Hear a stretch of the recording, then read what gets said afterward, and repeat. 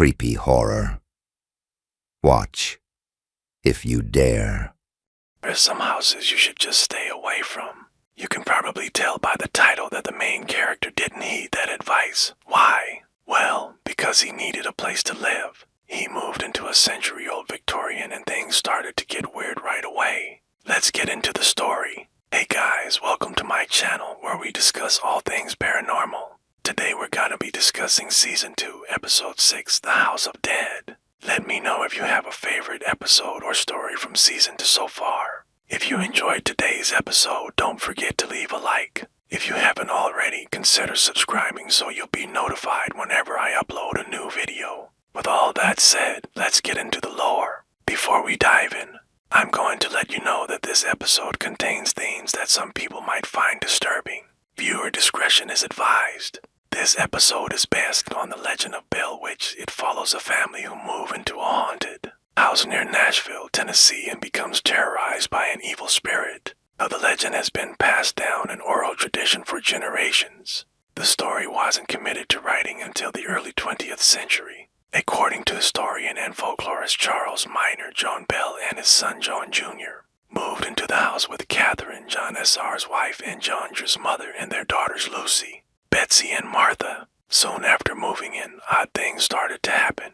The youngest daughter, Martha, accused an invisible being of tickling her feet. The family dismissed it as childish imagination. That is until the incidents escalated. Soon objects were flying through the air, latching onto people, shaking beds, and even interacting with those in the house. Some accounts say that the spirit would also sit on people's chests, making it difficult to breathe. Furthermore, a scratching noise was always heard just outside of the house. This phenomenon became so unbearable that eventually the Bells put their house up for sale. Even then, the buyers couldn't put up with the activity either. So the Bells continued to rent the home to several families who would only stay for a few weeks before becoming unable to endure the constant paranormal activity. Eventually, the entire community was so affected that they refused to rent to or even associate with anyone connected to the Bell Witch. The only exception was the nearby minister, who visited the home frequently, allegedly to try and cleanse the spirits. However,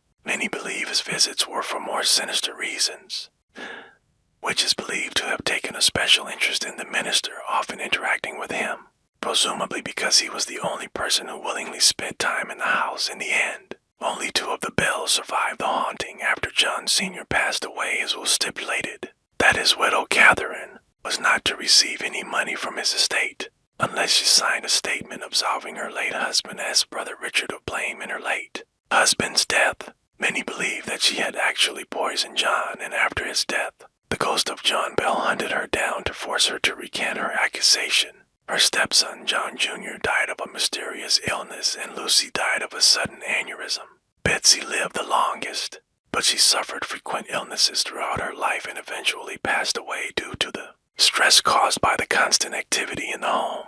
To the death of the last Bell descendant, the house was sold and the activity abruptly ceased. The mystery surrounding the Bell Witch is the reason why it has persisted for so long. For instance, why did the activity start after John Bell and his son moved in?